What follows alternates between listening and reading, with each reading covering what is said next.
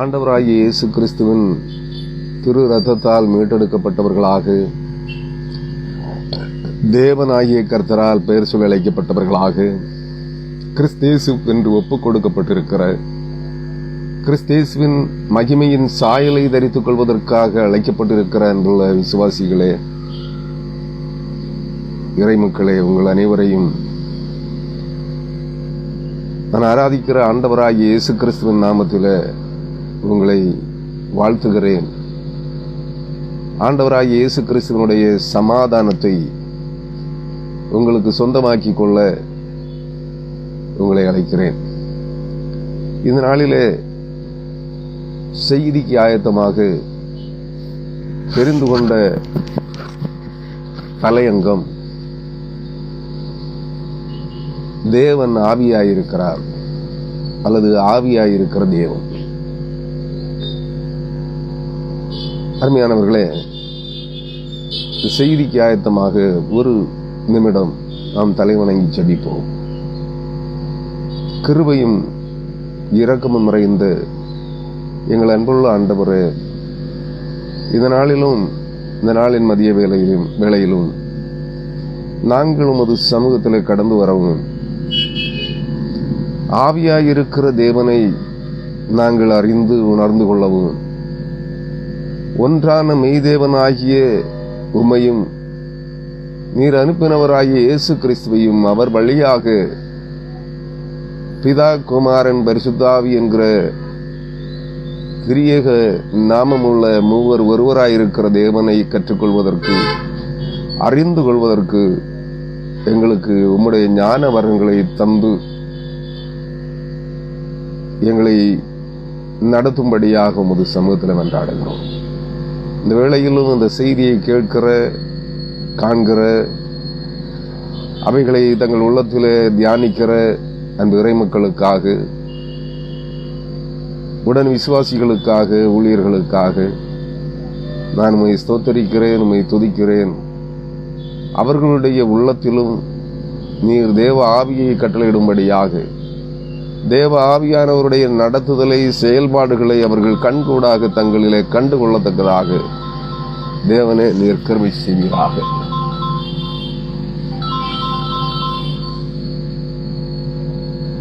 நீர் கிருபை செய்யும்படியாக உமது சமூகத்தில் மன்றாடுகிறேன். அன்புள்ள ஆண்டவரே, நாங்கள் உம்மை நோக்கி பார்த்தோம், உமது சமூகத்திலே மன்றாடினோம். எங்கள் விண்ணப்பங்களை நீர் கேட்டீர், அவைகளுக்கு பதில் அருளுவீர் என்கிற நம்பிக்கையோடு இந்த நாளிலே உம்முடைய திரியேக நாமம் உள்ள மூவர் ஒருவராயிருக்கிற தேவனுடைய பரிசுத்த நாமத்தை மகிமைப்படுத்தும் வண்ணமாக, அதை அறிந்து கொள்ளும் வண்ணமாக நாங்கள் ஒரு சமூகத்தில் கடந்து வருகிறோம். சிந்தனைக்கு ஆதாரமாக தெரிந்து கொண்ட வேதவசனம், பரிசுத்த பவுல் அப்போஸ்தலன் கொரிந்திய திருச்சபைக்கு, கொரிந்திய சபையின் விசுவாசிகளுக்கு எழுதின 2ஆம் கடிதம் அல்லது 2ஆம் நிருபம் 3ஆம் அதிகாரம் 17ஆம் வசனம். 2 கொரிந்தியர் 3ஆம் அதிகாரம் 17ஆம் வசனம். கர்த்தரே ஆவியானவர், கர்த்தருடைய ஆவி எங்கே உண்டோ அங்கே விடுதலையும் உண்டு. கர்த்தரே ஆவியானவர்.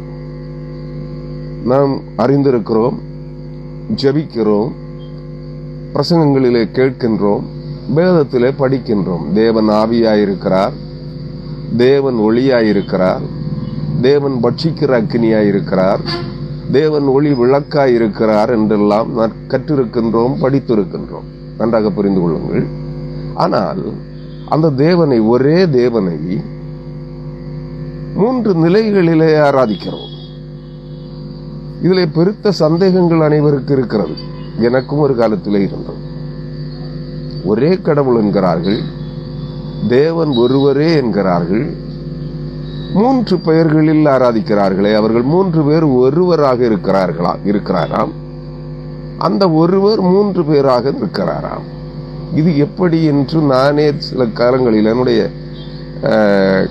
நான் மனம் மாற்றத்திற்கு வருவதற்கு முன்பு நான் திணறி போன காலங்கள் உண்டு. இது என்ன, இந்த கூற்று ஒவ்வாததாக இருக்கிறதே தேவன் ஒருவராயிருக்கிறார், தேவன் ஒருவரே, ஒரே தேவன் நமக்கு உண்டு என்றெல்லாம் சொல்லப்படுகிறதே. இங்கே 3 பேர், பிதாவாகிய தேவன், குமாரனாகிய தேவன், பரிசுத்த ஆவியானவராகிய தேவன் என்று சொல்லுகிறார்களே. இதில் இருக்கிற அந்த குளறுபடி, முன்னுக்கு பின் முரண்பட்ட அந்த தன்மைகள் என்ன என்பதை நான் அநேகரிடத்திலே கேட்டதுண்டு, அநேகரிடத்திலே அதை விவாதித்ததுண்டு, அநேக புத்தகங்களை படித்து பார்த்ததுண்டு. ஆவிக்குரிய புத்தகங்கள் என்று பலர் எழுதியிருக்கின்ற புத்தகங்களை படித்ததுண்டு. இதிலும் எனக்கு சரியான அதற்குரிய விளக்க குறிப்புகள் கிடைக்கவில்லை. பிற்பாடு என்னுடைய ஆவிக்குரிய வாழ்க்கையிலே நான் கடந்து வந்த பிற்பாடு நான் ஒரு புத்தகத்தை, பல புத்தகங்களை எழுதியிருக்கிறேன். சுமார் 16 புத்தகங்களையும் 2 புக்லெட், சிறு சிறு புத்தகங்களையும் எழுதியிருக்கிறேன். எழுதி அச்சிட்டு வெளியிட்டு இருக்கிறேன். அதில் கடந்த 2-3 ஆண்டுகளுக்கு முன்பு ஒரு புத்தகத்தை வெளியிட்டேன். திரியேகத்துவத்தின் ரகசியம் என்று சொல்லப்படுகின்ற இந்த தலையங்கத்தை கொண்ட, அதாவது mystery of the holy trinity என்கின்ற அந்த புத்தகத்தை வெளியிட்டேன். இதிலும் நான் அந்த 3 நான் அறிந்து கொண்ட வரையிலும் மூவர் ஒருவராயிருக்கிற தேவன், ஒருவர் மூவராய் நிற்கிற தேவன், ஒரே தேவன், அவரை குறித்து பல்வேறு நிலைகளிலே வேதாகமம் கற்பிக்கிறவைகளை நான் 3 நிலைகளிலும் அதை வெளிப்படுத்தி இருக்கிறேன். ஆனால் தேவன் ஒருவரே என்பதையும் வலியுறுத்தி கூறியிருக்கிறேன். சுமார் 100 பக்கங்கள் கொண்ட புத்தகம். இந்த புத்தகத்தினுடைய விலை 70 ரூபாய். தேவைப்படுகிறவர்கள் உங்களுக்கு வேண்டுமானால் என்னிடத்தில் கேட்டால் நான் உங்களுக்கு அனுப்பி தருவேன். 70 ரூபாய் அதனுடைய விலை. அநேக கிறிஸ்தவ புத்தக நிலையங்களிலும் இந்த புத்தகங்கள் கிடைக்கும். உங்கள் அருகாமையில் இருக்கிற புத்தக நிலையங்களிலே கேட்டு பாருங்கள். கிடைத்தால் வாங்கிக் கொள்ளுங்கள், இல்லை என்றால் நான் என்னிடத்திலே கேட்டால் நான் உங்களுக்கு அனுப்பி தருகிறேன். உங்கள் விலாசத்தையும் அந்த புத்தகத்திற்குரிய தொகையையும் கொரியர் சார்ஜையும் அனுப்பி தந்தீர்கள் என்றால் நான் உங்களுக்கு அனுப்பித்தர ஆவலாக இருக்கிறேன். நான் இப்பொழுது அந்த 3 நிலையில் இருக்கிற ஒரே தேவன், அந்த ஒன்றான மெய்தேவனாகிய கடவுளை உங்களோடு சில கொஞ்ச நேரம் அதை பகிர்ந்து கொள்ளலாம் என்று விரும்புகின்றேன். அருமையானவர்களே, வேதாகமத்திலே தேவன் ஒருவராயிருக்கிறார். ஆதியாகமம் 1ஆம் அதிகாரம் 2ஆம் வசனத்திலிருந்தே தேவன் ஆவியாயிருக்கிறார் என்பதை குறித்த தெளிவுகள் நமக்கு தரப்படுகிறது. நன்றாக புரிந்து கொள்ளுங்கள், கவனியுங்கள்.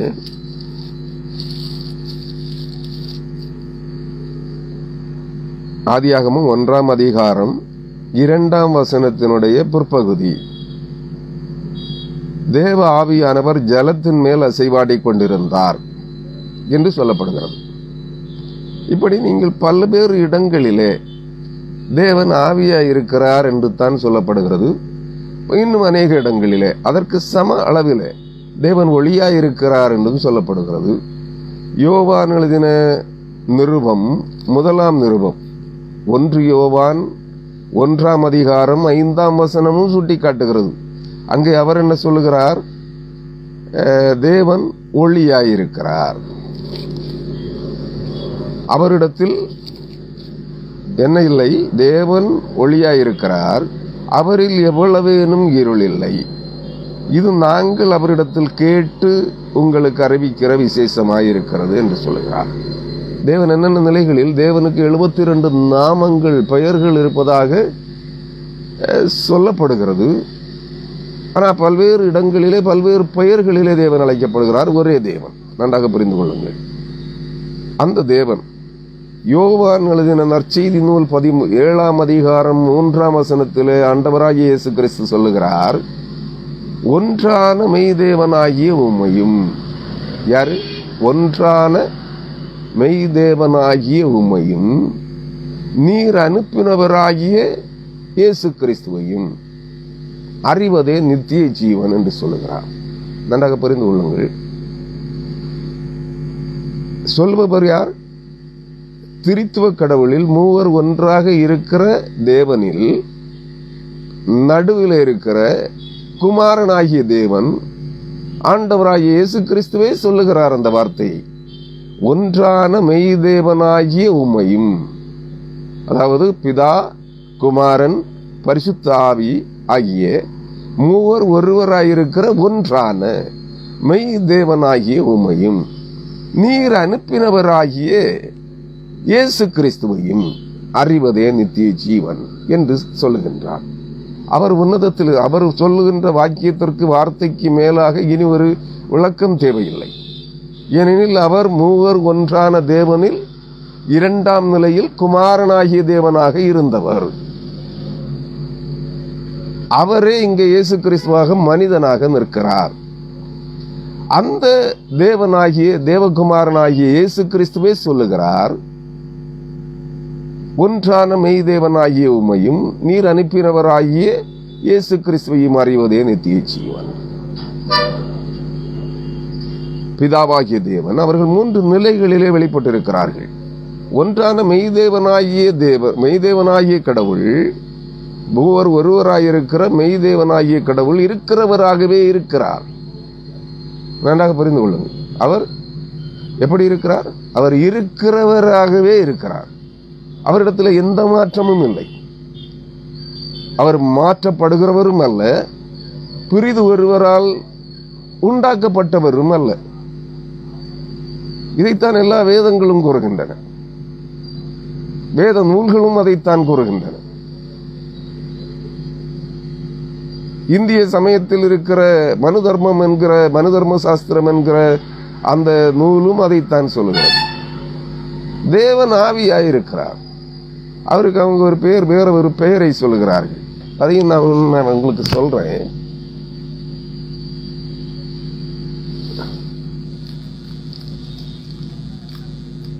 அவர்கள் அங்கே என்ன சொல்லுகிறார்கள்? சுயம்பு, மூவர் ஒன்றான கடவுளை பார்த்து அவர்கள் ஒரு வார்த்தையை பயன்படுத்துகிறார்கள். என்ன, அது தெளிவா சொல்றேன். சுயம்பு என்றால் தானே, இனி ஒருவரால், ஒரு மனிதனால் படைக்கப்படாதவர், உண்டாக்கப்படாதவர். சுயம்பு, தானே தமது சுய சித்தத்தின்படி தோன்றினவர், தம்மிலிருந்து சகலவற்றையும் தோற்றுவித்தவர். பிரபஞ்சமே அவர்தான். நம்முடைய வேதமும் அதைத்தான் சொல்லுகிறது. பரிசுத்த வேதாகமும் அதைத்தான் சொல்லுகிறது.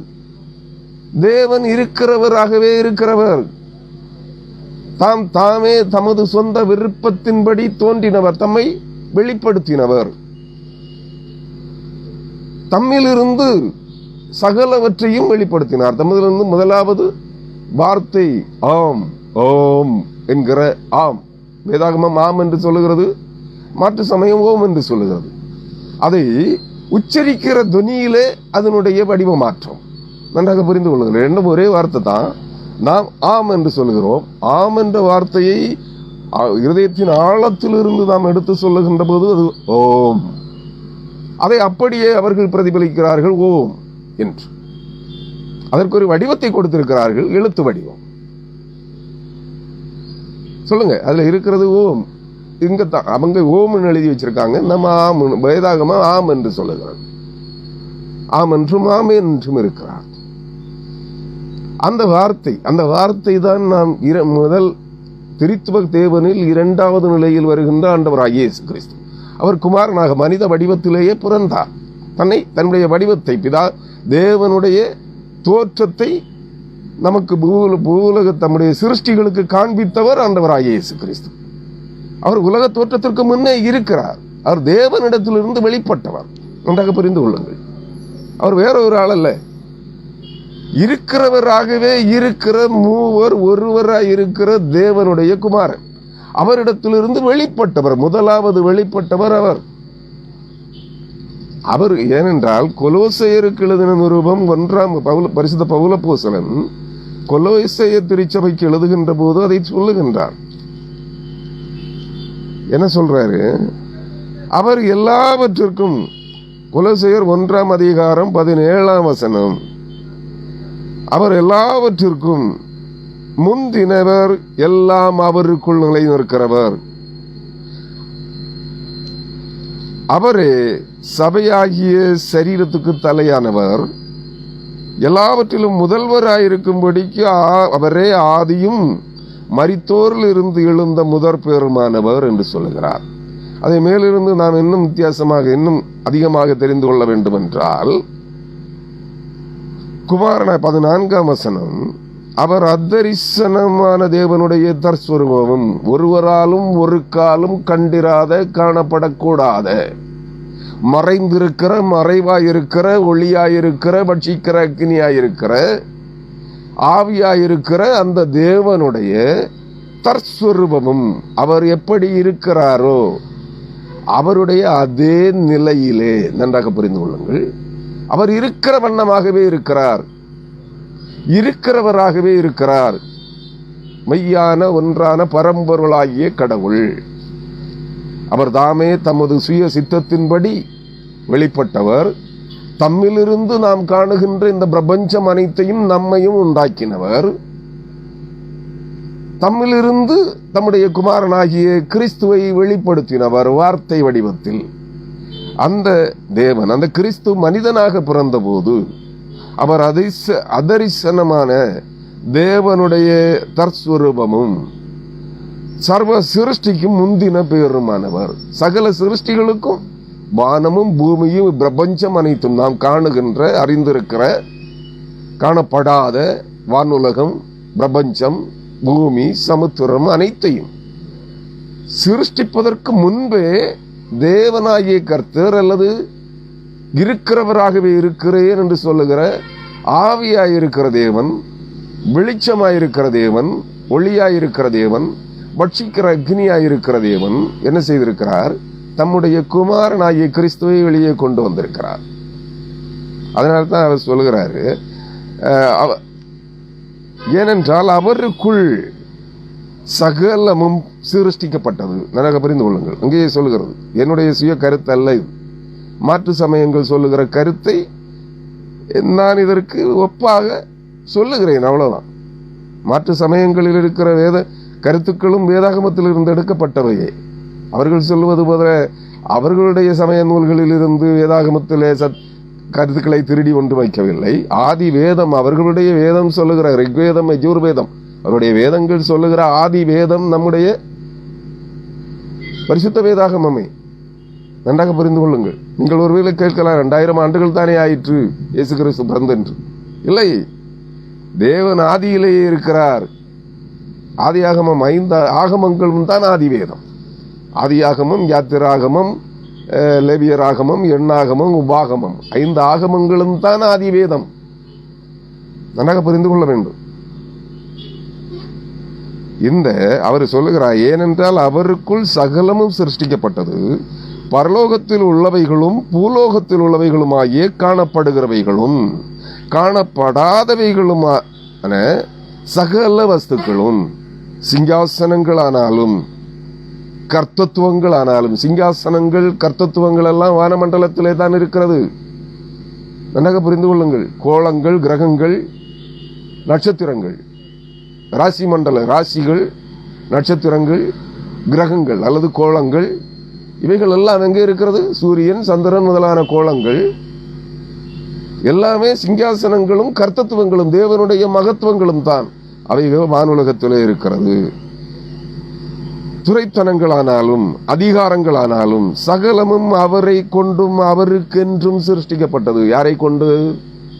தேவகுமாரனாகிய மூவர் ஒன்றான தேவனில் நடுவில் இருக்கிற குமாரனாகிய தேவன் என்கிற ஆண்டவராகிய இயேசு கிறிஸ்துவை கொண்டு. அவர் மனுஷனாக பிறந்த போது அவருக்கு இடப்பட்ட பெயர் இயேசு. அவர் உன்னதத்திலே தேவனுடைய குமாரனாக இருந்தபோது அபிஷேகம் பண்ணப்பட்ட ராஜாவாகிய கிறிஸ்து. நன்றாக புரிந்து கொள்ளுங்கள். அங்கே உன்னதத்திலே அபிஷேகம் பண்ணப்பட்ட ராஜாவாக வைக்கப்பட்டிருந்த தேவகுமாரன் தான் இங்கே அரியாளின் வயிற்றில் இயேசு என்கிற பெயரிலே பிறந்தார். அதனால்தான் நாம் இயேசு கிறிஸ்து என்று அழைக்கின்றோம். நன்றாக புரிந்து கொள்ளுங்கள். இவர் 2ஆம் நபர், திரித்துவத்தில் 2ஆம் நபர். இவருக்காக இவரை கொண்டு, இந்த அபிஷேகம் பண்ணப்பட்டவராகிய கிறிஸ்துவை கொண்டே காணப்படுகிறவைகளும் காணப்படாதவைகளுமாயிருக்கிற சர்வலோகங்களும் உண்டாக்கப்பட்டது, சிருஷ்டிக்கப்பட்டது. அவர் எல்லாவற்றிற்கும் முந்தினவர், அவர் எல்லாம் அவருக்குள் நிலை நிற்கிறது. என்று சொல்லுகிறார். இதை உண்டாக்கினவர் யார்? ஆவியானவராகிய கர்த்தர், பரிசுத்த ஆவியானவராகிய தேவன், திரித்துவத்தில் மூன்றாம் நிலை வகிக்கின்ற எல்லாம் ஒருவர் தான். முதலும் ஆதியும் அந்தமும் அவரே. அவர் ஆவியாய் இருக்கிறார், ஆவியாய் இருந்தார், ஆவியாய் இருக்கிறார், இப்பொழுதும் ஆவியானவராகவே செயல்படுத்துகிறார்.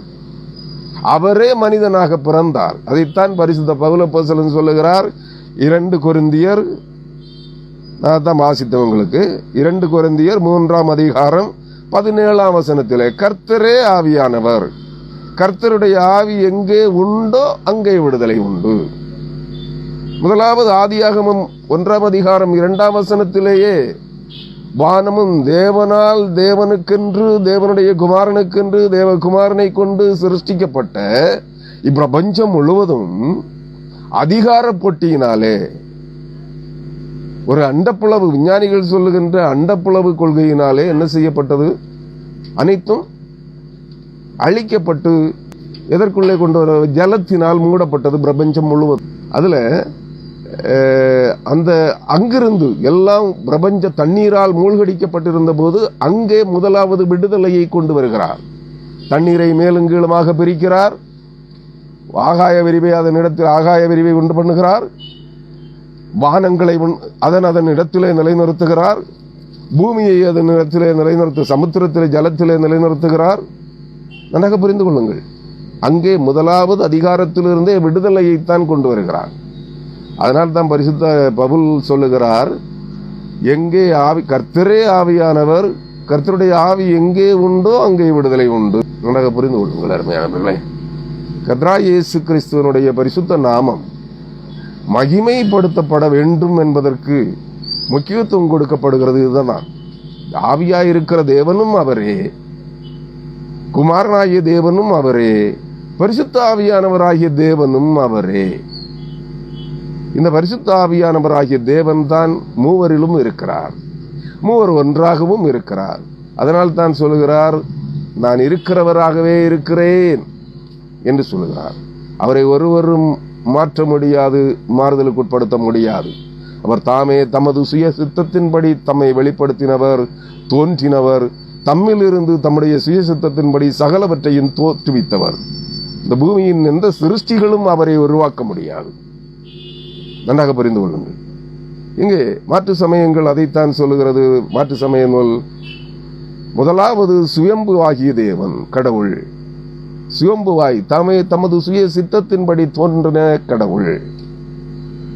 அடுத்தவர் காயாம்பு என்று சொல்லுகிறது. பரிசுத்த ஆவியானவரை அவர்கள் 2ஆம் நிலையிலே கொண்டு வருகிறார்கள். அதான் சின்ன மாறுபாடு, அது மட்டும்தான், வித்தியாசம் ஒன்றுமில்லை. காயாம்பு, காயம் என்றால் உடல், நம்முடைய சரீரம். அவர் சரீரம் இல்லாத இறைவன், ஆவியாயிருக்கிற தேவன். அந்த ஆவியாயிருக்கிற தேவனுக்கு என்று சொல்லுகின்ற அந்த காயாம்பு என்று சொல்லுகின்ற அந்த வார்த்தையை அவர்கள் தங்கள் நாவினால் உச்சரிக்க மாட்டார்கள், மாற்று சமயத்தவர்கள். இப்ப நிறைய பேர் பேரெல்லாம் வச்சிருக்காங்க, நிறைய பேருக்கு அது வேற, அறியாமையினால் செய்கிறார்கள். காயாம்பு, இங்க இயேசுவடியான் எல்லாம் பேர் வைக்கிறோம் இல்லையா, அது மாதிரி இயேசு என்று பெயர் வைத்திருக்கிறவர்களும் உண்டு. நன்றாக புரிந்து கொள்ளுங்கள். அதனால அறியாமையினால் செய்கிறார்கள். அந்த காயாம்பு என்கிற ஆவியானவர், ஆவியானவர் காயாம்புன்னு சொன்ன உடனே அந்த வார்த்தையை நாம் உச்சரித்தால் வேத பண்டிதர்கள் என்ன செய்கிறார்கள்? கன்னத்தில் போட்டுக் கொள்ளுகிறார்கள், அந்த வார்த்தையை உச்சரிக்க கூடாது என்று. ஏன்னா மகா உன்னதமான தேவனுடைய நாமத்தை நாம் என்ன செய்யக்கூடாது? நம்முடைய தீய இழிபுறவிகளாகிய நாம் அல்லது தீட்டானவர்களாகிய நாம் நம்முடைய நாவினால் அந்த வார்த்தையை உச்சரிக்க நமக்கு தகுதி இல்லை என்கிறார்கள். அவர்கள் 2ஆம் நிலையிலே அந்த காயாம்பு என்கின்ற சேவரை சொல்லுகிறார்கள். அவர்கள் அதற்கு என்ன மாற்று வார்த்தை என்ன என்று கேட்டால், அவர்கள் சொன்ன ஒரு பிராமண ஒரு தீட்சிதர் அல்லது குருக்கள் வகையை சார்ந்த ஒரு சாஸ்திரிகள், உண்மை அவர் சாஸ்திரிகள் இனத்தை சார்ந்தவர், பிராமணர், வேத பண்டிதர்.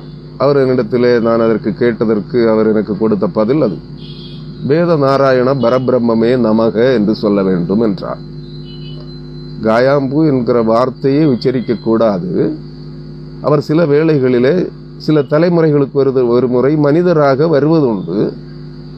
அப்பொழுது அவருக்கு அந்த பெயரை வைத்துக் கொள்வார்கள். காயாம்பு என்கின்ற பெயரை அவர் கனத்துக்குரியவர், மரியாதைக்குரியவர் என்று, அவருடைய மாட்சிமைக்குரியவர், அவருடைய பெயரை நாம் நம்முடைய வாயால் உச்சரிப்பதற்கு தகுதி இல்லை என்று சொல்லுவார்கள். என்னிடத்திலே நீங்கள் அந்த பெயரை சொல்ல காரணம் என்ன என்று கேட்டார். அப்போ நான் அது உங்களுக்கு தேவையில்லை என்று சொன்னேன்.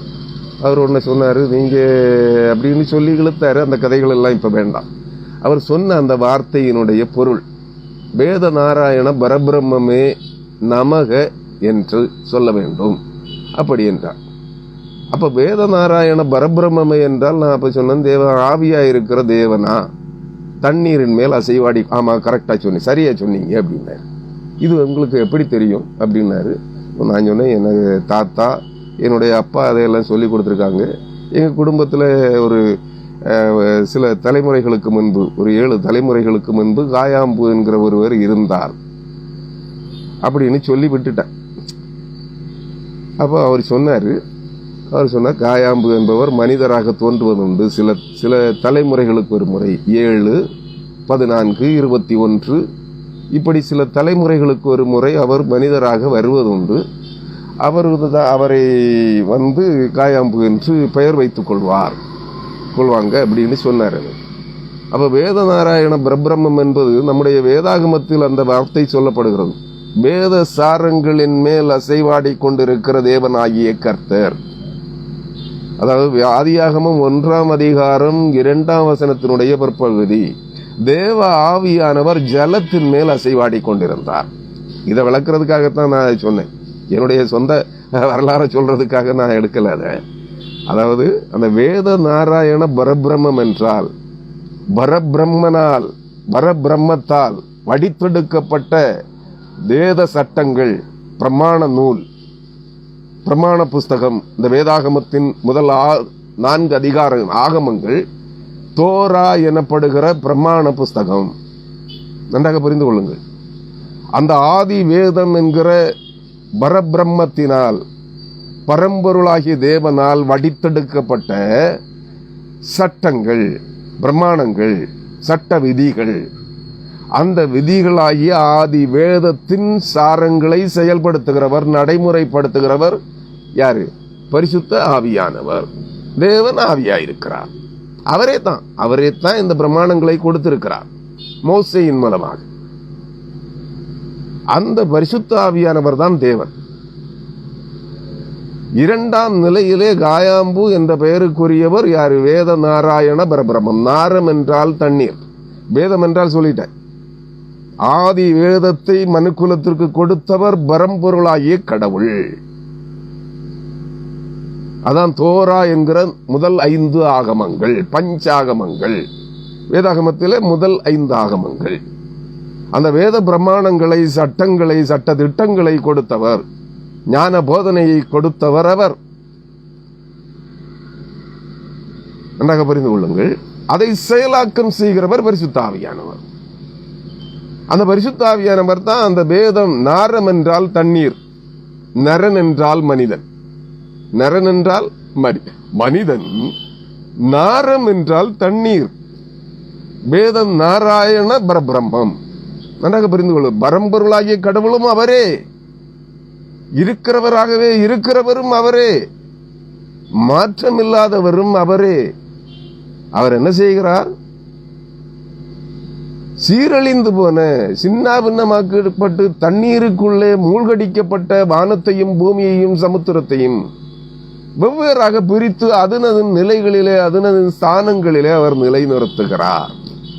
அதுதான் அவருடைய பணி. அதான் தண்ணீரின் மேல் அசைவாடி கொண்டிருந்த தேவன். தேவ ஆவியானவர் ஜலத்தின் மேல் அசைவாடி கொண்டிருந்தார். அசைந்து ஆடி செயலாற்றுகிறவர். நன்றாக புரிந்து கொள்ளுங்கள்.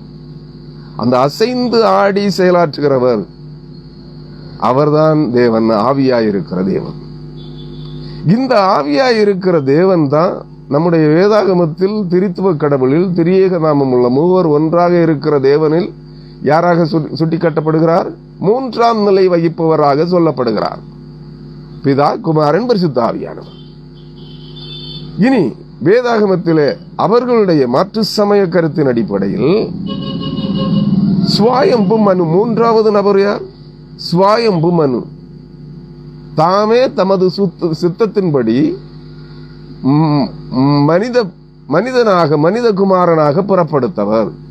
தம்முடைய சுய விருப்பத்தின்படி, அதான் ஸ்வாயம்பு, சுய சித்தத்தின்படி மனிதனாக பிறந்தவர். அவர் அவதாரம் எடுத்து மனிதனாக உருவ மாற்றம் பெற்று இங்கே வரவில்லை. அதான் அவர் அவதார புருஷன் அல்ல. மனிதனாக பிறந்த பிற்பாடு தேவனாக மாறினவர் அல்ல. தன்னை தேவன் என்று அறிமுகப்படுத்தினவர் அல்ல. அவர் உன்னதத்தில் இருந்தவர்.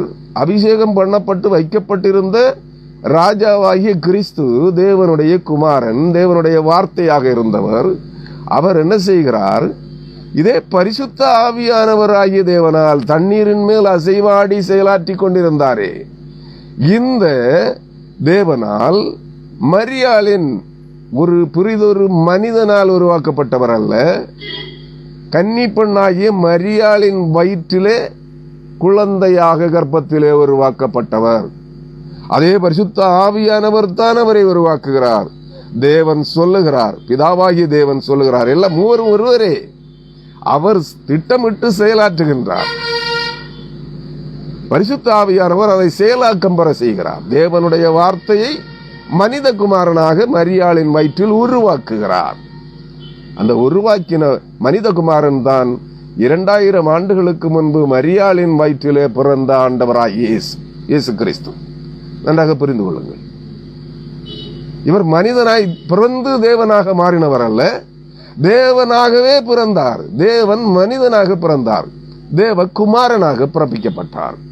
அவர் எப்படி தன்னை வெளிப்படுத்துகிறார்? ஆவியாய் இருக்கிற தேவன், இருக்கிறவராகவே இருக்கிற பரம்பொருளாகிய கடவுள் தம்மை ஆவியானவராக செயலாற்றுகிறார், வெளிப்படுத்துகிறார். தம்மை வார்த்தையானவராக வெளிப்படுத்துகிறார். தம்மை மனித வடிவத்தில் தாம் உண்டாக்கின மனிதனுடைய சாயலிலேயே தாயின் வயிற்றில் உருவாக்கப்பட்டு பிறப்பிக்கப்படுகிறார். மூவரும் ஒருவரே, மூவரும் ஆவியாயிருக்கிறார்கள். மரித்து உயிர்த்தெழுந்த ஆண்டவராகிய இயேசு கிறிஸ்து உயிர்த்தெழுந்த பின்பு ஆவி ஒளி உடல் சரீரத்திலே பரமாத்மாவாக இருக்கிறார். எங்க? எல்லாம் ஆவியானவரா? ஆவியானவர் பரம்பொருள் என்பது பரமாத்மா. நாம் மனித சரீரத்தில் இருக்கிற நம்முடைய ஆத்மா ஜீவாத்மா. இந்த ஜீவாத்மாக்கள் அனைத்தும் அந்த பரமாத்மாவினிடமிருந்தே வந்தது, உண்டாக்கப்பட்டது. ஜீவாத்மா பரமாத்மாவை உண்டாக்க முடியாது. அதனால தான் சொல்லுகிறது வேதம், வானத்திலோ பூமியிலோ பூமியின் கீழ் பாதாளத்திலோ ஒரு உருவத்தை, நீ காணப்படுகிற ஒரு ரூபத்தை, ஒரு வடிவ தோற்றத்தை உண்டாக்கி வைத்து இதை தேவன் என்று சொல்லாதிருங்கள் என்று சொல்லுகிறது. ஆனா இங்க என்ன பண்றாங்க? எபிரேயர் 1ஆம் அதிகாரத்தில் படிச்சீங்கன்னா தெரியும். தேவன் வகை வகையாக பங்கு பங்காக ஜனங்களை பிரித்த காலத்தில் அவர்கள் ஒன்றாயிருக்கிற மூவர் ஒருவராயிருக்கிற பரம்பொருளாகிய கடவுளை, பரம்பொருளாகிய ஆவியாயிருக்கிற தேவனை தடவியாகிலும் கண்டுபிடிக்க வேண்டும் என்று தாங்கள் அந்தந்த ஜாதிகள் அந்தந்த இனத்திற்கு தீர்க்கதரிசிகளை கொடுத்தார். அவர்களுக்கு ஞானத்தை கொடுத்தார். அவர்கள் பல பெயர்களில் தங்களை அறிமுகப்படுத்தி சித்தர்களாக, ரிஷிகளாக தங்களை அறிமுகப்படுத்தி தாங்கள் அறிந்து கொண்ட தேவனை அங்கே அவர்களுக்கு பாடல்களாக பாடி வெளிப்படுத்தினார்கள். அதாவது சித்தர் பாடல்கள் என்று எழுதப்பட்டிருக்கிறது. அங்கேயும் தேவனை சுட்டி காட்டுகிறார்கள். அறியாமை மிகுந்தவர்கள் விக்கிரகங்களை, தாங்கள் உண்டாக்கின தெய்வங்களை, மனிதரால் உண்டாக்கப்பட்ட தெய்வங்களை எல்லாம் தெய்வங்கள் என்று பாடினார்கள். நன்றாக புரிந்து கொள்ளுங்கள். ஆனால் தேவன் ஒருவரே. அவர் 3 நிலைகளில் தன்னை வெளிப்படுத்தி காண்பித்திருக்கிறார். பிதாவாகிய தேவன் என்கிற நிலையிலே முதலாவது தன்னை வெளிப்படுத்தி இருக்கிறார். இரண்டாவது தம்மை ஆவியானவராகிய தேவனாக வெளிப்படுத்தி இருக்கிறார். பரிசுத்த ஆவியானவர், தேவனுடைய ஆவியானவர், கர்த்தருடைய ஆவியானவர் என்ற பெயர்களிலே தன்னை வெளிப்படுத்தி இருக்கிறார். மூன்றாவது நிலையிலே கடைசியாக தாம் உண்டாக்கின மனிதனுடைய சாயலிலேயே தாமே மனிதனாக மரியாளின் வயிற்றில் உருவாகி பிறந்தார். அங்கே அவரை உருவாக்கினவரும் பரிசுத்த ஆவியானவர். அவர் 3 நிலைகளில் நிற்கிறது போல அதே பரிசுத்த ஆவியானவர் அந்த ஆவியானவராகிய கிறிஸ்துவை மரியாளின் வயிற்றிலே மனிதனாக உருவாக்குகின்றார், மனித குழந்தையாக. நன்றாக புரிந்து கொள்ளுங்கள். இதான் தேவன் 3 பேர் அல்ல, 3 நிலைகளில் தன்னை வெளிப்படுத்தி இருக்கிறார். எல்லாம் ஒருவருடைய வடிவ தோற்றங்களே. புரியுதா உங்களுக்கு? இதான் பரிசுத்த ஆவியானவர் என்பவர் ஆவியாயிருக்கிற தேவன். அவர் வடிவம் உடையவராக, அவருக்கும் ஒரு வடிவம் இருக்கிறது. ஆனால் அந்த வடிவத்தை நீங்களும் நானும் காண முடியாது. அது ஆவி ஒளியுடல் சரீரம். நம்முடைய நிஜ வடிவமாகிய ஆத்துமாவை, ஜீவனை நீங்களும் நானும் பார்க்க முடியுமா? முடியாது. ஆனால் நீங்கள் தெய்வீக நிலையை அடைகின்ற போது, மனிதன் தேவனை போல மாற்றுருவாக்கம் செய்யப்படுகின்ற போது, நீங்கள் உங்களுடைய ஆத்துமாவை, உங்களுடைய உள்ளே இருக்கிற ஜீவாத்மாவை, அந்த உங்களுடைய நிஜ வடிவத்தை காண முடியும். அதை எப்படி காணலாம் என்று நான் உங்களுக்கு சொல்லுகிறேன். நீங்கள் உங்களில் அநேகர் சொப்பனங்களை பார்த்திருப்பீர்கள், அல்லது தரிசனங்களை. அது சொப்பனமா தரிசனமா என்கிறதை உங்களுக்கு வேறுபிரித்து பார்க்க இயலாது. அதை எப்படி வேறுபிரித்து பார்ப்பது என்பதை நான் ஒரு புத்தகத்தில் எழுதியிருக்கிறேன், சொப்பனங்களும் தரிசனங்களும்ங்கிறத. ஆனால் நான் ஜஸ்ட் ஒரு இன்ட்ரோடக்ஷன் மாதிரி அதை உங்களுக்கு விளக்கிட்டு போயிடுறேன். என்ன என்னன்னா, ஒரு சொப்பனத்தை பார்க்குறீங்க ராத்திரி தூக்கத்தில், அல்லது சிலர் அரை மயக்கமாக இருக்கிறது, தூக்கமும் அல்ல விழித்திருப்பது நிலையும் அல்ல, அரை மயக்க நிலை. அந்த மயக்க நிலையில் அல்லது விழித்திருக்கும் போதே ஏதோ ஒரு வருடத்திலே அளவலாவி கொண்டு பேசிக்கொண்டிருக்கும் போது, உரையாடி கொண்டிருக்கும் போது, அல்லது ஏதோ ஒரு காட்சி, ஒரு நிகழ்வை பார்த்து கொண்டிருக்கின்ற போதே உங்களுக்கு முன்பாக ஒரு காட்சி விரிவடையும்.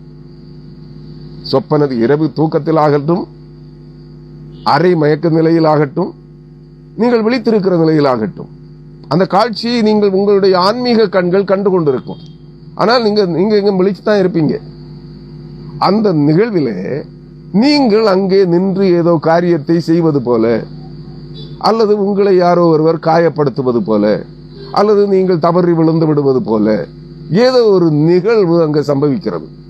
பார்த்து கொண்டிருக்கிற நீங்கள் என்ன செய்கிறீர்கள்? அது தூக்கத்தில் ஆகட்டும், அரைமயக்க நிலையில் ஆகட்டும், விழித்து கொண்டிருக்கிற நிலையில் ஆகட்டும், நீங்கள் காண்கிற அந்த காட்சியிலே உங்களை போன்ற வடிவ தோற்றமுடைய ஒருவர் அங்கே நிற்பார்.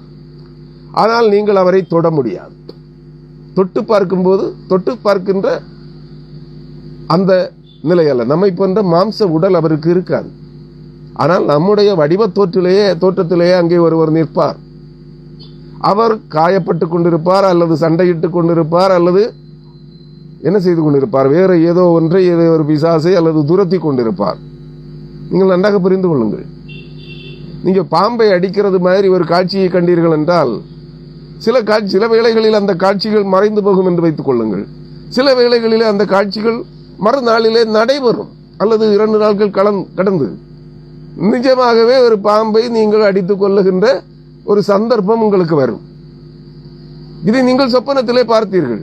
அங்கே சொப்பனத்திலே உங்களுக்கு அந்த காட்சியிலே காண்பிக்கப்பட்ட நீங்கள், அதுதான் உங்களுடைய நிஜ வடிவம். ஆனால் அந்த வடிவத்தை நீங்கள் என்ன பார்க்க முடியாது? தொட்டு பார்க்க முடியாது. உங்களை தொட்டு பார்க்கலாம், ஆனா அந்த நீங்கள் காட்சியிலே கண்ட வடிவத்தை தொட்டு பார்க்க முடியாது. அதுதான் உங்களுடைய நிஜ ஆத்மா, ஜீவாத்மா, நிஜ வடிவம். அதுதான் அந்த நிஜ வடிவம். எப்பொழுது ஆவி ஒளியுடல் சரீரத்தை, தேவன் வெளிச்சமாயிருக்கிறார், தேவன் ஒளியாயிருக்கிறார், ஒளியை இழந்து போன நீங்களும் நானும் எப்பொழுது அந்த ஒளியை திரும்ப பெற்றுக் கொள்ளுகின்றோமோ, அப்பொழுது தேவன் எப்படி இருக்கிறாரோ, தேவன் ஆவியாயிருக்கிறார் என்றால் நாமும் ஆவி ஒளிவுடலாகவே இருப்போம். தேவன் ஒளியாயிருக்கிறார் என்றால் நாமும் ஆவி ஒளிவுடலாக இருப்போம். நம்மிலே பிரகாசம் இருக்கும், தேவனுடைய மகிமை நம்மிலே வெளிப்படும். நன்றாக புரிந்து கொள்ளுங்கள். உங்களை நீங்கள் எப்பொழுது பார்க்க ஆரம்பிக்கிறீர்களோ, உங்களுடைய நிஜ வடிவத்தை என்று உங்களுடைய மாம்சீக கண்களால் பார்க்கின்ற நிலை உங்களுக்கு வருகிறதோ, அந்த பார்க்கின்ற அந்த நிலை, நீங்கள் ஆவி ஒளியுடல் சரீரத்தை எப்பொழுது பெற்று ஒரு நட்சத்திரத்தை போல, ஒளி விளக்கை போல உங்களுடைய ஆவி ஒளியுடல், உங்களுடைய நிஜீவாத்மா தேவ மகிமையை பிரதிபலிக்கிற ஒரு சாயலை பெற்றுக் கொள்ளுகிறதோ, அப்பொழுது நீங்கள் கிறிஸ்துவின் வளர்ச்சிக்கேற்ற பூரண வளர்ச்சியை பெறுகிறவர்களாக, பரிசுத்த ஆவியானவரை ஆவியாய் இருக்கிற தேவனை முகமுகமாய் காணுகின்ற பாக்கியத்தை பெறுவீர்கள். அதுதான் சொல்றோம். நீங்கள் உங்களில் முதலாவது உங்களை தேடுங்கள். முதலாவது யாரை தேட வேண்டும்? உங்களுக்குள்ளே உங்களை தேடுங்கள். உங்கள் மாம்ச சரீரத்திற்குள்ளே ஒளிந்திருக்கிற உங்களுடைய ஜீவாத்மாவை தேடுங்கள். உங்களுடைய நிஜ மனிதனை தேடுங்கள். நீங்கள் நினைத்துக் கொண்டிருக்கிறீர்கள் இங்கே மாம்சமும் தோலும் சரீரமும் இருக்கிற, உடை உடுத்தி இருக்கிற இந்த உடல் தான் என்னுடைய நிஜ வடிவம் என்று. இல்லை, தேவனும் இந்த இப்படிப்பட்ட வடிவத்தில் இல்லை. தேவன் மனித சாயலிலே தோன்றுவார், தோன்றலாம், தோன்றக்கூடும். ஆனால் நீங்கள் இவர்தான் தேவன் என்று கண்டுகொள்ள முடியாது, அறிய முடியாது. உங்கள் அருகாமையிலே இருப்பார், மனித சாயலிலே, உங்கள் தந்தையின் சாயலிலே, உங்கள் சகோதரனுடைய சாயலிலே அவர் உன்னுடைய அருகில் இருப்பார். உன்னுடைய கணவனின் சாயலிலே உன்னுடைய அருகிலே இருப்பார். ஏனெனில் அவர் மணவாளன், நாம் அவருடைய மணவாட்டிகள். நல்லா புரிஞ்சுக்குங்க. அவர் நம்ம அருகிலே இருக்கக்கூடும். எப்போ இருக்கிறவங்க எல்லாம் அப்படின்னு சொல்லல, ஏதோ சூழ்நிலைகளில் அவர் நம்மோடு இருக்கிறார். ஆனால் அவரை தேவன் என்று நீங்களும் நானும் கண்டு உணர முடியாது. இது அவருடைய தோற்ற வடிவங்கள், அவர் தோன்றுகின்ற போது. ஆனால் ஆண்டவராகிய இயேசு கிறிஸ்து மனித வடிவத்தில் தேவகுமாரனாக மரியாளின் வயிற்றிலிருந்து உருவாக்கப்பட்டு பிறப்பிக்கப்பட்டார். நம்மை போன்ற மனிதனாக வாழ்ந்தார், நமக்காகவே ரத்தம் சிந்தினார், மரித்தார், உயிரோடு எழுந்தார். அதனில் அவர் தேவகுமாரன், உயிரோடு எழுந்தார். நீங்களும் நானும் இந்த மாம்ச சரீரத்திலேயே உயிர் பெற்றெழும்ப வேண்டும். மரணத்தை சந்திக்காமலே நீ ஆண்டவராகிய இயேசு கிறிஸ்துவை, இவரே பரிசுத்தாவியானவர், இவரே தேவன், இவரே ஒன்றான பரம்பொருளாகிய தேவன் என்று விசுவாசிப்பாயானால் நீ மரணத்தை சந்திக்காமலே மறுரூபமாக்கப்பட்ட அந்த ஆவி ஒளி உடல் சரீரத்தை தரித்துக் கொண்டவனாக எங்கே செல்வாய்? வானுலகத்திற்கு, தேவனுடைய சமூகத்திற்கு அவர் உன்னை அழைத்து செல்வார். நீ அவரை போல மாறணும். அதான் பவுல் என்ன சொல்றாருன்னா, நாம் இப்பொழுது அவரை வார்த்தையிலே அறிந்திருக்கிறோம், ஆனால் ஒரு நாளிலே முகமுகமாய் அவரை சந்திப்போம். அவர் இருக்கிற வண்ணமாகவே நாம் அவரை சந்திப்போம். ஏனெனில் நீங்களும் நானும் அவர் இருக்கிற ஆவி ஒளியுடல் சரீரத்தின் வடிவத்திலேயே. ஆவி ஒளியுடல், நம்மிடத்தில் இப்ப ஒளி இல்லை. நன்றாக புரிந்து கொள்ளுங்கள். நாம் தேவ சாயலாகிய ஒளியை இழந்து விட்டோம். ஆகவே மண்ணுடல் சரீரத்தில் இருக்கிறோம். எப்பொழுது கிறிஸ்து இயேசுவின் வழியாக இவரே ஆண்டவர், இவரே இரட்சகர், இவரே ஆவியானவராகிய தேவன், இவரே பட்சிக்கிற அக்னியாய் இருக்கிற தேவன், இவரே ஒளியாய் இருக்கிற தேவன், இவரே ஆவியாய் இருக்கிற தேவன் என்று விசுவாசிக்கிறீர்களோ, அன்று முதல் உங்களுடைய ஜீவாத்மா மாற்றுருவாக்கத்தை சந்திக்கும். அந்த மாற்றுருவாக்கம் உங்களுக்குள்ளே ஒரு புது சிருஷ்டி எப்பொழுது உருவாக்கப்படுகிறதோ அது படிநிலைகள் அநேக நாட்கள் செல்லும். பெந்தேகோஸ்தே கிறிஸ்தவர்கள் சொல்லுவது போல தண்ணீருக்குள்ளே முழுகி எழும்பின உடனே 3 முறை தண்ணீருக்குள்ளே முழுக்கி, 1 முறை அல்லது 3 முறை இயேசு கிறிஸ்துவின் பெயரால் அல்லது பிதா குமாரன் பரிசுத்த ஆவியானவரின் பெயரால் நீங்கள் தண்ணீருக்குள்ளே முழுக்கப்பட்டு கரையேறின உடனே நீங்கள் மறுபடி பிறக்க முடியாது. உங்கள் ஆவி ஒளியுடல் சரீரம் தேவசாயலை பெறாது, மாற்றுருவாக்கம் பெறாது. மாற்றுருவாக்கம் என்பது ஒரு பிரசவத்தை சந்திப்பது போல. நான் நிறைய செய்திகள்ல, நீங்க யூடியூப்ல பாருங்க, நிறைய செய்திகள் இருக்கு. எல்லா செய்திகளிலும் இந்த தகவல்களை சொல்லி இருக்கிறேன். நீங்கள் எப்பொழுது இயேசு கிறிஸ்துவுக்கு உங்கள் உள்ளத்திலே இடம் கொடுக்கு, முதலாவது ஆண்டவராகிய இயேசு கிறிஸ்துவை, இவரே தேவன், இவரே ஆண்டவர், இவரே இரட்சகர், இவரே பரிசுத்த ஆவியானவர், இவரே ஆவியாயிருக்கிற தேவன், இவரே ஒளியாயிருக்கிற தேவன். ஏனெனில் அவருக்கு ஒரு பெயர் ஜீவ ஒளி. அவர் ஒளியாயிருக்கிறார், தேவன் ஒளியாயிருக்கிறார், ஜீவ ஒளியானவர் அவரே. தேவன் பட்சிக்கிற அக்னியாயிருக்கிறார், பட்சிக்கிற அக்னி ஜுவாலையானவர் கிறிஸ்துவே. அவரிடத்திலே அருவருப்புகளோ இவ்வுலகத்தின் தீட்டுகளோ பக்கத்திலே செல்ல முடியாது, சுட்டரித்து விடும். எதை? உன்னை அல்ல, உன்னிடத்தில் இருக்கிற அருவருப்பான பாவ இச்சைகளை, உன்னை தீட்டுப்படுத்துகிற அக்கிரமங்களை, அருவருப்புகளை அது சுட்டரித்து விடும், சாம்பலாக்கி விடும், உன்னை புடமிட்டு சுத்திகரிக்கும். அதான் அவர் பட்சிக்கிற அக்கினி. நீங்கள் வேதாகமத்தில் கற்றுக்கொள்ளலாம். மோசேக்கு தேவன் தம்மை வெளிப்படுத்துகின்ற போது, அதாவது மூவர் ஒருவராயிருக்கிற தேவன் பட்சிக்கிற அக்கினியாக, பற்றி எரிகிற நெருப்பாக முட்செடியிலே தோன்றினார். முட்செடி பற்றி எரிந்து கொண்டிருந்தது, அக்கினி சூளையை போல எரிந்து கொண்டிருந்தது. ஆனால் முட்செடி என்ன செய்யவில்லை? வெந்து போகவில்லை, கருகி போகவில்லை, சாம்பலாகி போகவில்லை. அது பச்சையாகவே நின்று கொண்டிருந்தது. ஆனால் அந்த முட்செடி பற்றி எரிந்து கொண்டிருந்தது. பட்சிக்கிற அக்னியாயிருக்கிற தேவன், ஆவியாயிருக்கிற தேவன், பட்சிக்கிற அக்னி ஜுவாலையாயிருக்கிற தேவன், ஒளியாயிருக்கிற தேவன் அங்கே நின்றார். அப்படின்னா 3 பேரும் நின்றார்கள். அதான் மூவர் ஒருவராக அக்னி ஜுவாலையாக எரிந்து கொண்டிருந்தார். அந்த காட்சியை கண்டான். அதான் மோசேயும் தேவனுடைய முகத்தை காணவில்லை, கண்டான். கண்டபோது மரித்தான். நன்றாக புரிந்து கொள்ளுங்கள். தேவனை ஒருவரும் ஒரு காலம் கண்டதில்லை, காணவும் முடியாது. கண்டவன் உயிரோடு இருக்கக்கூடாது. கண்டவன், இதைத்தான் மாற்று சமயங்களிலே கண்டவர் விண்டதில்லை, விண்டவர் கண்டதில்லை. இதுக்கு அர்த்தம் என்ன தெரியுமா? கண்டவர் விண்டதில்லை. பட்சிக்கிற அக்னி ஜுவாலையாயிருக்கிற தேவனை, ஆவியாயிருக்கிற தேவனை, ஒளியாயிருக்கிற தேவனை கண்டவர் விண்டதில்லை. கண்டவர் மீண்டு வருவதில்லை. புரிந்து கொள்ளுங்கள். கண்டவர் மீண்டும் மனித சாயலிலே மனிதனாக பூமிக்கு வருவதில்லை. விண்டவர் கண்டதில்லை. விண்டவர்னா காணாதவர்.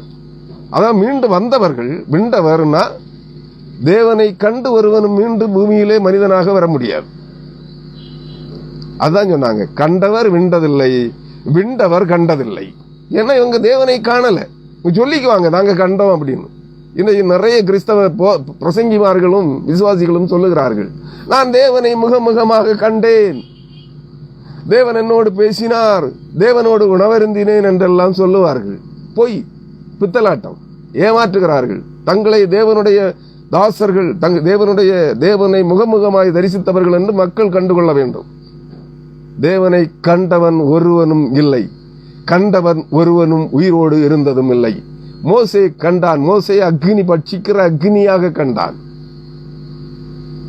சீனாய் மலையிலே அவருடைய சமூகத்திலே 40 நாட்கள் அமர்ந்திருந்தான். ஆனால் அவரை காணவில்லை. அவருடைய சமூகத்திலே பட்சிக்கிற அக்னியின் நடுவிலே இருந்தான். புட்டமிடப்பட்டான். 80 நாட்கள் சுத்திகரிக்கப்பட்டான், கற்பிக்கப்பட்டான். அதான் அவன் கற்றுக்கொண்டது. தேவன் அவனுக்கு கற்பித்தவைத்தான் ஆதிவேதம். நன்றாக புரிந்து கொள்ளுங்கள். அதை ஆவியானவர் தான் அவனுக்கு ஆவியாயிருக்கிற தேவன். ஆவியாயிருக்கிற தேவன், பிதாவாகிய தேவனும் ஆவியாயிருக்கிறார். குமாரனாகிய தேவனும் மரித்து உயிர் தொழுந்து பரலோகத்திற்கு சென்ற பிற்பாடு அவரும் ஆவியாயிருக்கிறார். அவர் மனிதனாக பிறப்பதற்கு முன்பும் ஆவியாகத்தான் இருந்தார், ஒளியாக இருந்தார், பட்சிக்கிற அக்னி ஜுவாலையாக இருந்தார். நன்றாக புரிந்து கொள்ளுங்கள்.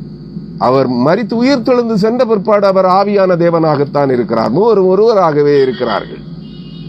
ஜீவ ஒளியாக இருக்கிறார், ஜீவ ஆவியாக இருக்கிறார், ஜீவ பட்சிக்கிற அக்னியாக இருக்கிறார், அக்னி ஜுவாலையானவராக இருக்கிறார். நீங்க படிக்கணும்னா ஏசாயா 10ஆம் அதிகாரம் 17ஆம் வசனத்திலே இந்த செய்தி அங்கே சொல்லப்படுகிறது.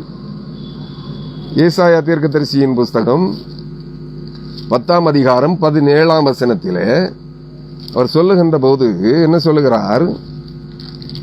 நீங்க வேதத்தை தேடி படியுங்கள். எல்லா வசனத்தையும் ஒரே செய்தியில கொண்டு வந்து உங்களுக்கு விளக்க முடியாது. இஸ்ரவேலின் ஒளியானவர் அக்னியும். ஏசாயா 10ஆம் அதிகாரம் 17ஆம் வசனம். இஸ்ராயேலின் ஒளியானவர் அக்னியும் அதன் பரிசுத்தர் அக்னி ஜுவாலையுமாகி ஒரே நாளிலே அவனுடைய முட்செடிகளையும் நெறிஞ்சல்களையும் தகித்து பட்சித்து. இந்த முட்செடிங்கிறது பிசாசின் சேனைகள், பிசாசும் பிசாசினுடைய சேனைகளும். அங்கே மோசைக்கு காண்பிக்கப்பட்ட முட்செடி என்பது பச்சையாயிருந்து கருகி போகவில்லை, எரிந்து சாம்பலாகி போகவில்லை. அது இஸ்ரவேல் ஜனங்கள். இங்க என்ன சொல்லுகிறார்? அவர்களை தகித்து பட்சித்து சாம்பலாக்கி போடுவேன் என்று சொல்லுகிறார். இந்த பட்சிக்கிற அக்னி இஸ்ரவேலின் ஒளியானவர் அக்னியும் அதன் பரிசுத்தர் அக்னி ஜுவாலையும் ஆகி, சும்மா இருக்கிற அக்னி ஒளி வீசாது. அதன் மேல் காற்று அசைவாடினால், காற்று வீசினால் அந்த நெருப்பு என்ன செய்யும்? ஜுவாலை அதிலிருந்து வெளிப்படும். ஜுவாலை வெளிப்பட்டால் மட்டும்தான் ஒளி வீசும். அப்போ பட்சிக்கிற அக்னி நெருப்பு தேவன், அதிலிருந்து அதன் மேல் அசைவாடுகிற காற்று பரிசுத்த ஆவியானவர், அதிலிருந்து அந்த பட்சிக்கிற நெருப்பாக இருக்கிற அக்னியாக இருக்கிற அந்த நெருப்பின் மேல் அசைவாடுகிற காற்று பரிசுத்த ஆவியானவர், அந்த அதிலிருந்து வெளிப்படுகிற ஜுவாலை குமாரனாகிய இயேசு கிறிஸ்து. அந்த ஜுவாலை வெளிப்பட்டால் தான் வெளிச்சம் வரும், ஒளி வீசும். அப்ப 3 பேரும் அங்கே நிற்கிறார்கள். அவர்கள் பட்சிக்கிற அக்னியாயிருக்கிறார்கள், அக்னி ஜுவாலையாயிருக்கிறார்கள். தேவன் ஒளியாக இருக்கிறார், தேவன் ஆவியாக இருக்கிறார். 3 நிலைகளில் 3 ஒன்றிணைந்தால் தான் அவர் பரம்பொருளாகிய தேவன். நன்றாக புரிந்து கொள்ளும். தங்களை 3 நிலைகளிலே வெளிப்படுத்தி காண்பித்தார்கள். அதான் மாற்று சமய நூல்களின்படி ஸ்வாயம்பு, சுயம்பு, காயாம்பு, ஸ்வாயம்பு மனு. வேதாகமத்தின்படி யாவே, யெகோவா, யாவே அல்லது யெகோவா, எல் எலியோன், மூவர் ஒன்றாய் இருக்கிற கடவுள் இயேசு கிறிஸ்து, பரிசுத்த ஆவியானவர். புரியுதா உங்களுக்கு? யாவே என்கிற பெயரை யூதர்கள் தங்கள் வாயினால் உச்சரிப்பதில்லை. இங்கே காயாம்பு என்கிற பெயரை மாற்று சமய நண்பர்கள், அதாவது வேத பண்டிதர்கள் எப்படி பெயர் வாயால் உச்சரிப்பதில்லையோ, அவரை வேத நாராயண பிரபிரம்மம் என்கிறார்களோ, அதுபோல யூதர்கள் தங்கள் தேவனாகிய கர்த்தருடைய நாமத்தை யாவே, யெகோவா என்கிற, ஏல் எலியோன் என்கிற அந்த பெயர்களை தங்கள் நாவினால் உச்சரிப்பதில்லை. அதனால் தான் அவருக்கு கர்த்தர், அடோனாய் என்றெல்லாம் பெயர் வைத்தார்கள். நன்றாக புரிந்து கொள்ளுங்கள். ஆனா இன்னைக்கு யெகோவான்னு பெயர் வச்சிருக்கிற நிறைய மனிதர்கள் இருக்கிறார்கள். எல்லா தெய்வங்களுடைய பெயர்களையும் தங்களுக்கு பெயர்களாக மனிதர்களுக்கு சூட்டிக்கொண்டு தங்களை தேவர்களாக காண்பித்து நடந்து கொண்டிருக்கிறார்கள்.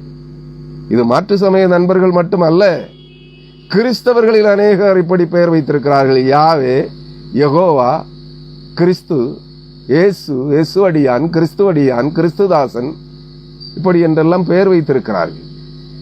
கர்த்தருடைய நாமத்தை வீணிலே வழங்கிக் கொண்டிருக்கிறார்கள். தங்களுடைய தீய நடத்தையினால் கர்த்தருடைய நாமத்தை பரிகசித்துக் கொண்டிருக்கிறார்கள், தூசித்துக் கொண்டிருக்கிறார்கள்.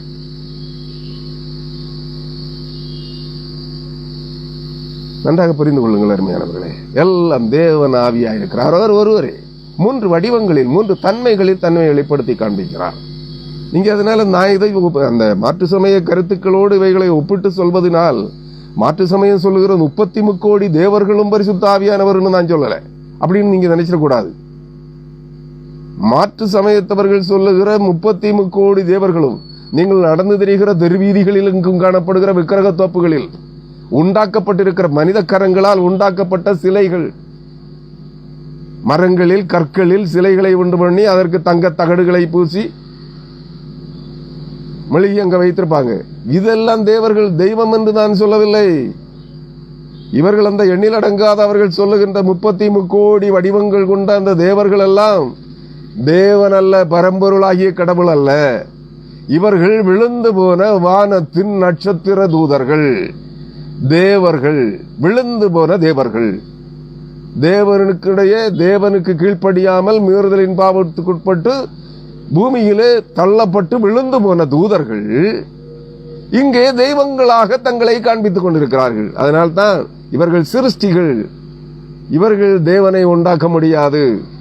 நீங்களும் நானும் தேவனை எப்படி சிருஷ்டிக்க முடியாதோ அதுபோல நீங்களும் நானும் எப்படி தேவன் ஆக முடியாதோ, பரம்பொருளாகிய கடவுளாக முடியாதோ, குமாரனாகிய இயேசு கிறிஸ்துவாக முடியாதோ, பரிசுத்த ஆவியானவராக முடியாதோ, தேவனாகிய கடவுளாக முடியாதோ, அதுபோல இந்த விழுந்து போற தேவ தூதர்கள் எவரும் தேவன் அல்ல. நன்றாக புரிந்து கொள்ளுங்கள். இவர்கள் தேவனுடைய பணிவிடையாளர்கள், நம்மை போன்ற சிருஷ்டிகள். ஆனால் நம்மை போன்ற மனித உடலற்றவர்கள். அவர்கள் ஆவி ஒளி உடலில் ஒளி விளக்குகளாக நட்சத்திரங்களைப் போல ஒளி வீசிக் கொண்டிருந்த தேவனுடைய ஊழியக்காரர்கள், தேவனுடைய பிள்ளைகள். அவர்கள் நாங்களும் தேவர்களைப் போல ஆனோம் என்று சொல்லி தள்ளப்பட்டவர்கள். ஒரு கூட்டத்தார் கலகம் பண்ணி விழுந்தவர்கள். இன்னொரு கூட்டத்தார் யாரு? எல்லா இனங்களுக்கும் ஒரு இனம், எங்களுடைய இனம் இப்படி தோன்றியது என்று சொல்லுவார்கள். ஒரு கந்தர்வ புருஷன் ஒரு பூமியில் இருந்த ஒரு மனுஷகுமாரத்தி ஒரு பெண்ணோடு உடலுறவு கொண்டு ஒரு வம்சத்தை பிறப்பித்தானாம்.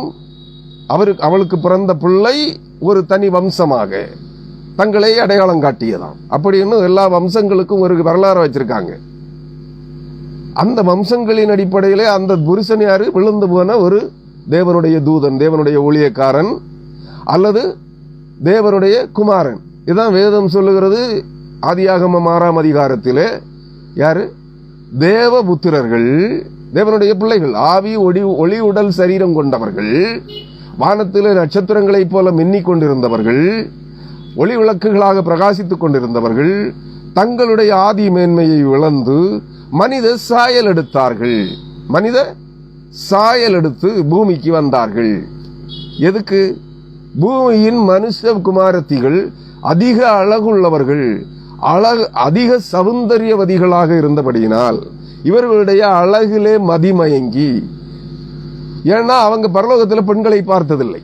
நன்றாக புரிந்து கொள்ளுங்கள். அங்கே தேவன் ஆண்கள் ஆணென்றும் பெண் என்றும் இல்லை. எல்லோரும் தேவ தூதர்களைப் போல தேவகுமாரர்களைப் போல இருப்பார்கள்.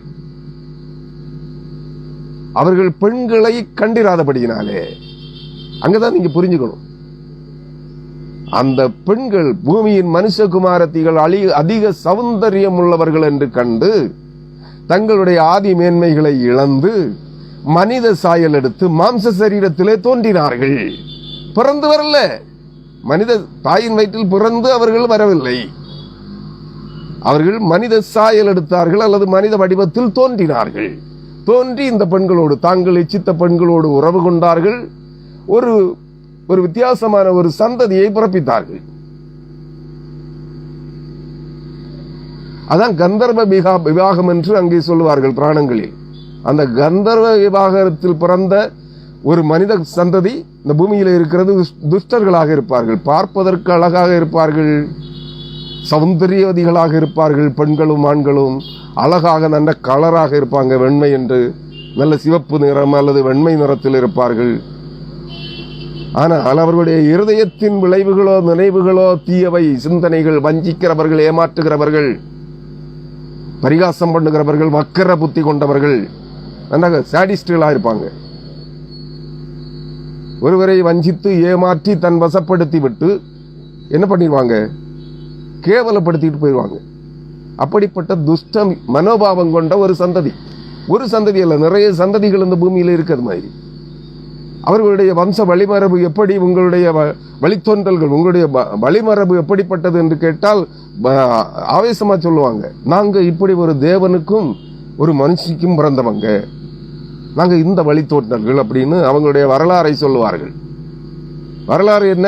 விழுந்து போன ஒரு தூதன் அல்லது தேவகுமாரன். விழுந்து போனவன் அவன் என்ன செய்திருக்கான்? மனுஷகுமாரத்திகள் அதிக சௌந்தரியம் உள்ளவர்கள் என்று கண்டு தங்களுடைய ஆதி மேன்மையை இழந்து மனித சாயல் எடுத்து, மனித தோற்றம் எடுத்து, மனித தோற்றத்தில் பூமியிலே பிறந்து அந்த பெண்களோடு உறவு கொண்டு ஒரு கூட்டம் துஷ்ட சந்ததிகளை பிறப்பித்தார்கள். அந்த சந்ததியார் இங்கே தங்கள் மூதாதையர்கள் தேவர்கள் என்று சொல்லுவார்கள். நீங்கள் நன்றாக புரிந்து கொள்ள வேண்டும். அதனால இங்க இருக்கிறவங்க தேவர்கள், 30 கோடி தேவர்களும் தேவர்களே அல்ல. இவர்கள் தேவனுடைய பணிமுடையாளர்களாக இருந்து தள்ளப்பட்டவர்கள் அல்லது பெண்களின் மேல் மோகம் கொண்டு அதிக சௌந்தரியங்கள் என்று கண்டு தங்களுடைய ஆதி மேன்மையை விட்டுவிட்டு உதறி தள்ளிவிட்டு மனித சாயல் எடுத்து மாம்ச வடிவத்தில் தோன்றி தங்களை கெடுத்துக் கொண்டவர்கள், மனித குலத்தை கெடுத்தவர்கள். இவர்களை நீங்கள் தேவர்கள் என்று வழிபடுவீர்கள் என்றால் நீங்கள் தேவனுடைய சமூகத்திலே செல்ல முடியாது. நன்றாக புரிந்து கொள்ளுங்கள்.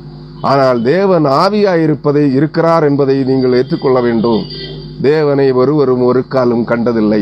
நீ காணுகின்ற நிலைக்கு உயர்த்தப்பட்டால், நீ இழந்த தேவசாயலாகிய ஒளியின் வஸ்திரத்தை திரும்பவும் தரித்துக் கொண்டு நீ புத்துருவாக்கம் செய்யப்பட்டு புதுப்பிக்கப்பட்ட மனிதனாக புது சிருஷ்டியாக்கப்பட்டால், அதாவது இன்றைக்கு பிறக்கிற ஒரு குழந்தையைப் போல நீ புதிய சிந்தனையோடு புதிய குழந்தையாக புத்துருவாக்கம் செய்யப்பட்டால் நீ அன்று கிறிஸ்துவை சந்திப்பாய், ஆவியாயிருக்கிற தேவனை சந்திப்பாய். ஏனெனில் நீ மறு உருவாக்கம் செய்யப்பட்டு மறுபடி பிறந்து மறுரூபமாக்கப்பட்டு எப்பொழுது மறுரூபத்தை உருவாக்கப்படுகிறாயோ அப்பொழுதுதான் கிறிஸ்துவை சந்திக்க முடியும், தேவனை சந்திக்க முடியும். பட்சிக்கிற அக்னியாயிருக்கிற தேவனை அப்பொழுதுதான் நீங்கள் சந்திக்க முடியும். பட்சிக்கிற அக்னி ஜுவாலையானவராக ஜீவ ஒளியாக இருக்கிற தேவனை நீங்கள் வெளிச்சத்தை தரித்துக் கொண்ட பிறகுதான் சந்திக்க முடியும். ஆவியாயிருக்கிற தேவனையும் நீங்கள் ஆவி ஒளிவுடல் சரீரத்தை பெற்றுக்கொண்ட பிற்பாடுதான் சந்திக்க முடியும். அதான் பவுல் சொல்லுவார், அப்பொழுது நாம் இப்பொழுது கண்ணாடியிலே பார்க்கிறது போல பார்க்கிறோம், இப்போது உருவ வடிவங்களை செய்து வைத்து படங்களை செய்து வைத்து அந்த வடிவங்களை நாம் நோக்கி பார்க்கின்றோம்.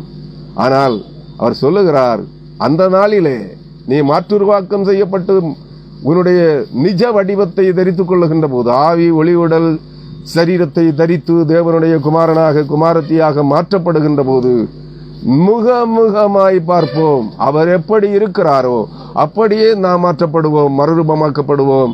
அன்று தேவனை சந்திப்போம். முதலாவது, நாம் ஆவியாயிருக்கிற தேவனை நமக்குள்ளே தேடுவோம். ஜீவ ஆவி, நமக்குள்ளே இருக்கிற ஜீவன் என்கிற ஆவி ஆத்மா, அது தேவன் தந்ததாயிருக்கிறது. அதனுடைய முழு வடிவத்தை தேடுவோம். அதற்கு ஆவியானவர் நமக்கு துணை செய்யட்டும். அவர் நம்மை வெளிப்படுத்தி காண்பிப்பார். நாம் நம்முடைய நிஜ வடிவத்தை காணுகின்ற போது அந்த நிஜ வடிவத்திலே தேவனை காண்போம். நன்றாக புரிந்து கொள்ளுங்கள் அன்பான விசுவாசிகளே. பரிசுத்த ஆவியானவர் தேவன். அவர் நீங்களும் நானும் கட்டளையிடுவதற்கு ஆவியானவரே 6 மணி சொன்னா அவர் வரமாட்டார். ஆவியானவரே இந்த பிசாசை துரத்தணும்னா அவர் துரத்த மாட்டார்.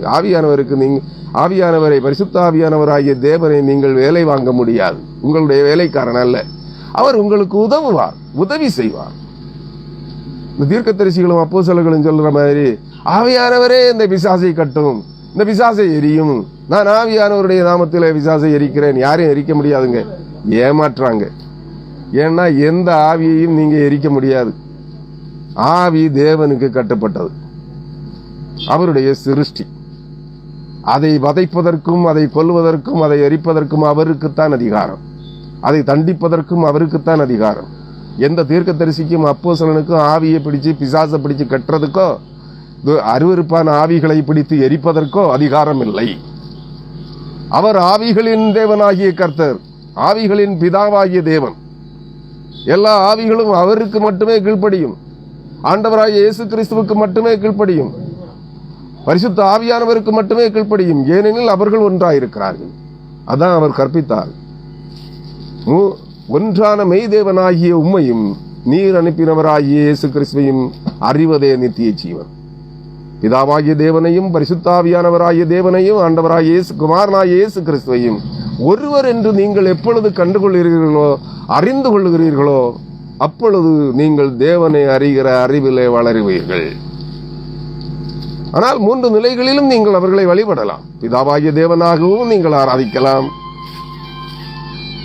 நன்றாக புரிந்து கொள்ளுங்கள். பிதாவாகிய தேவனாகவும் நீங்கள் அவரை ஆராதிக்கலாம். குமாரனாகிய இயேசு கிறிஸ்துவாகவும் அவரை ஆராதிக்கலாம். பரிசுத்த ஆவியானவராகவும் நீங்கள் ஆராதிக்கலாம். மூவரும் ஒன்றாய் இருக்கிறார்கள். அவரே பரம்பொருளாகிய தேவன்.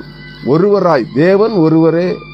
தேவன் ஆவியாயிருக்கிறார், தேவன் ஒளியாயிருக்கிறார், தேவன் வட்சிக்கிற அக்னியாயிருக்கிறார்.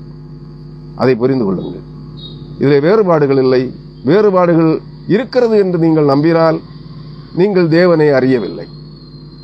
இதான் உண்மை, இதான் சத்தியம். கர்த்தருக்கு பிரியமானால் நீங்கள் இந்த வேதத்தின் சத்தியங்களை அறிந்து கொள்ளுங்கள், உணர்ந்து கொள்ளுங்கள். கிறிஸ்துவை முகமுகமாய் காணுகின்ற நிலைக்கு நீங்கள் உயர்த்தப்படுவீர்கள்.